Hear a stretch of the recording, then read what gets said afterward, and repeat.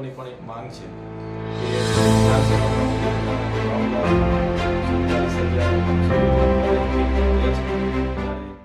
લોકસભા 2024ની ચૂંટણીને લઈને ગુજરાતમાં રાજકીય માહોલ ગરમાઈ રહ્યો છે। ભાજપ કે કોંગ્રેસ હજી પોતાના નામ નક્કી નથી કરી શકતી, ત્યાં આમ આદમી પાર્ટી ધડાધડ પોતાના ઉમેદવારોના નામ જાહેર કરી રહ્યા છે।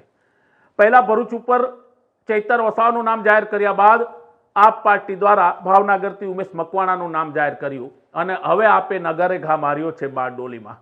આમ આદમી પાર્ટી ગુજરાતનું કહેવું છે કે બારડોલીથી પણ તેઓ પોતાના ઉમેદવારને ઉતારશે, કારણ કે બારડોલીમાં તેમનો મજબૂત દબદબો છે, તેમનું પ્રભુત્વ છે અને તેથી તેઓ અહીંયા પણ પોતાના ઉમેદવારનું નામ જાહેર કરશે। તેને લઈને બારડોલીમાં એક મિટિંગનું આયોજન પણ થયું।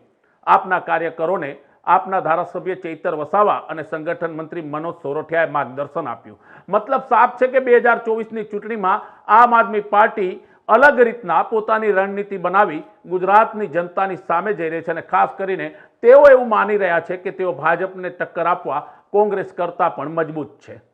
આમ આદમી પાર્ટીના રાષ્ટ્રીય અધ્યક્ષ અરવિંદ કેજરીવાલજી, ભગવત માન સાહેબ અને મહાસચિવ શ્રી સંદીપભાઈ પાઠક સાહેબની સૂચનાથી આજે બારડોલી લોકસભાની અમે તમામ સાથી મિત્રો સાથે મિટિંગ લીધી છે।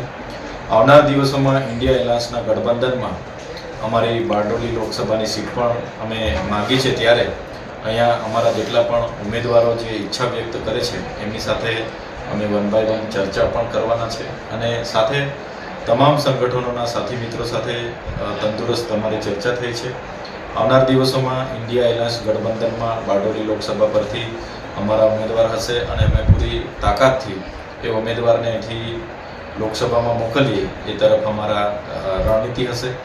અને અહીંના સાથી મિત્રો, આગેવાનો અને લોકોની પણ એક માંગ છે કે વિધાનસભામાં જે રીતના 3,47,500 જેટલા મત અહીંથી અમને મળ્યા છે, ત્યારે ચોક્કસ ગઠબંધનમાં આ લોકસભા અમે ભાજપ સામે જીતીએ છીએ એ વિશ્વાસ છે અને અમે પૂરી મહેનતથી, પૂરી રણનીતિથી આ લોકસભામાં અમે ઉતરવાના છે।